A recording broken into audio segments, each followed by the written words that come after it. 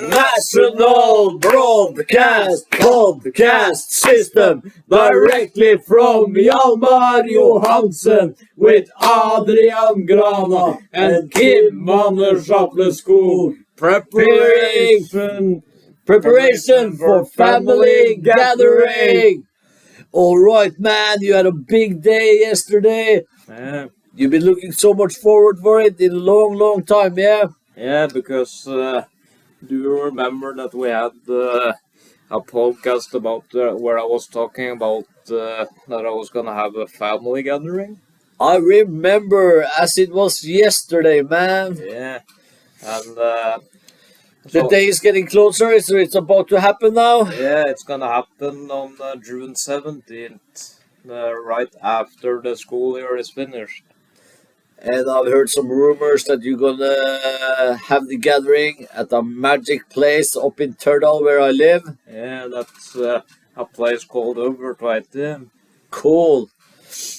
Was it the first time you were there yesterday, Adrian? Yeah, and there I got some information. My grandmother was telling me information about which of her family members who had owned the different houses down there, and I got also some insight about that they had cows there before and stuff. So I got a lot of information. Eh? So cool.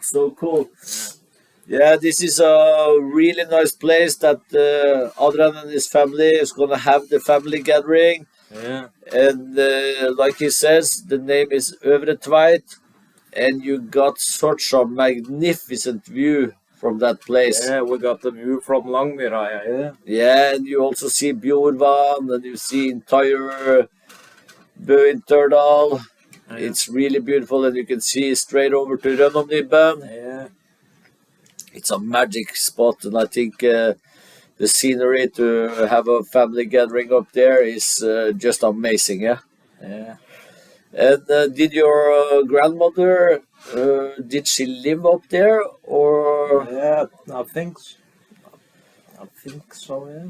I think so, maybe in her youngest days, and then they moved down to Kyrkjeflata down in Bø. Yeah. Yeah. And it's so cool how everything is connected, because I remember when we were on this ending trip, when we were visiting where your grandfather Arnt Oddvar came from. Yeah. That was just on the other side of on that mountain you were now, yeah? That was a cabin in Krepsvann, yeah? Yeah, correct. But it's not so far in distance from each other. From Øvre-Tveit to Krepsvann, yeah. Yeah.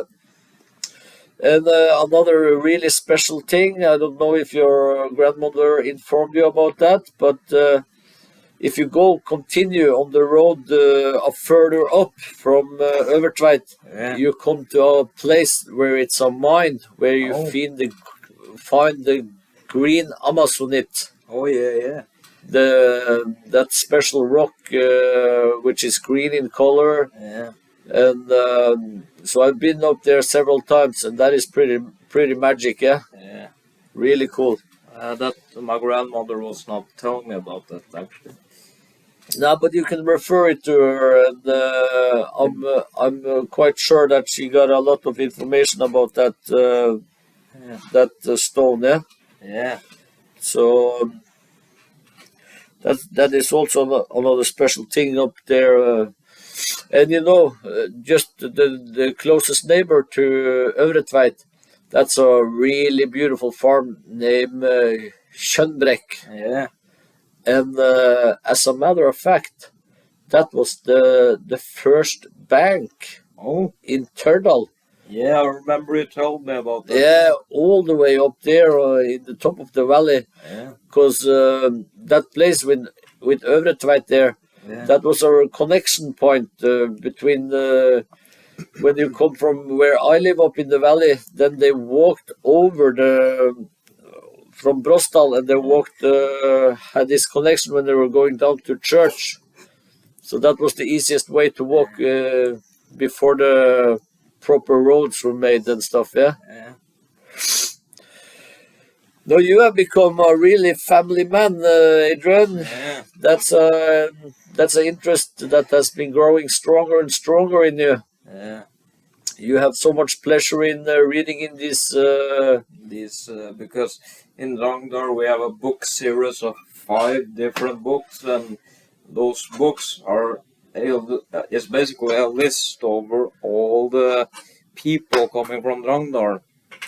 That is so cool. I've never been a place where they got so much written down history. So Adrian, he can go in his books and he can when he gets a name, and then he can see who is related to who, and he can see his own family members and the connections and who you are related to. And that is something that gives you big pleasure, Adrian. Yeah. And do you still spend much time with those books? Yeah, occasionally because I have three of those books at the house in Øvre-Tveit, and so occasionally if there's something I wonder about, I check the books and I read up the information I wonder about.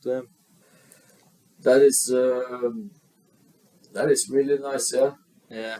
And I remember earlier today you were also talking about these books because I informed you that this nice guy had passed away. Yeah, And you were wondering if he was related to a former colleague of a ours. former friend of ours, yeah. Yeah. He's still a friend, He's yeah. still our friend, but he's a former Yeah, colleague. Yeah. that's the right way of saying it, like you said. So, And I even met the guy we're talking about. I even met him on the 17th, actually. oh, that's cool. Yeah. That's cool. Yeah. No, but that is pretty special about Ragnar that they have those family books where you can get all that information, and I don't think that is so common in the big cities. I think that is a more rural thing, yeah. Yeah. So we were. So back to the Tørdal trip. So we went at Øvre-Tveit, and we were also visiting the churchyard because we were looking at the graves at my great grandparents. Cool. Yeah.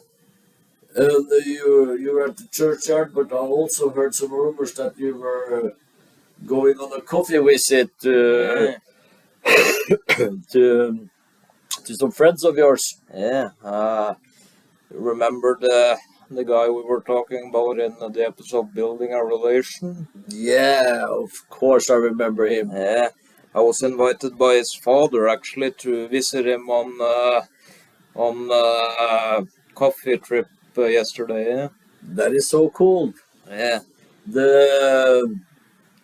You're still building a relation, Adrian, step by step. Huh? Yeah. This is good work, man. And he was also there, and he was really excited that I was coming to visit. But to be honest, it was me and his father who thought it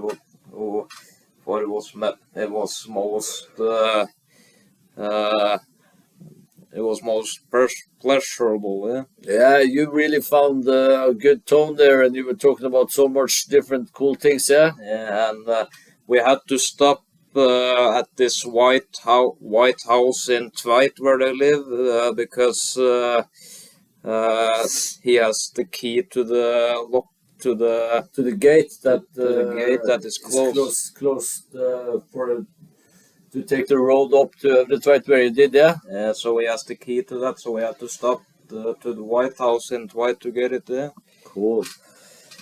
We have to make an episode after the summer about how this magnificent family gathering has turned out. Yeah. Do you have any idea about how many people that is invited? Yeah, maybe 30, 40. At least 30 people are invited. Yeah. And you also took check up so that it was manageable if you used the outdoor track. Because I remember it's a bit slopey there. Yeah, and we were talking with some guy last year, and he said that the roads were closed because of the rain that was, or the Yeah, rain. but that turned out good. They have they have apparently repaired the road because you managed to get up there. Yeah. But I was thinking more on that on Øvre-Tveit there.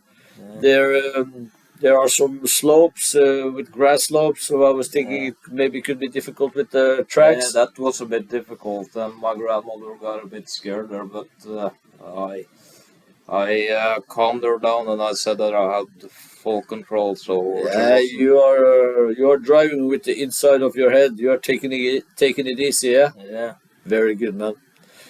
So let's wrap it up, and we are looking forward to get a next episode about after the summer, so people can hear how this family gathering has been. Yeah. Because this is something you've been looking so much forward to for a long, long time, man. Yeah. Okay? Okay. We say Over and out.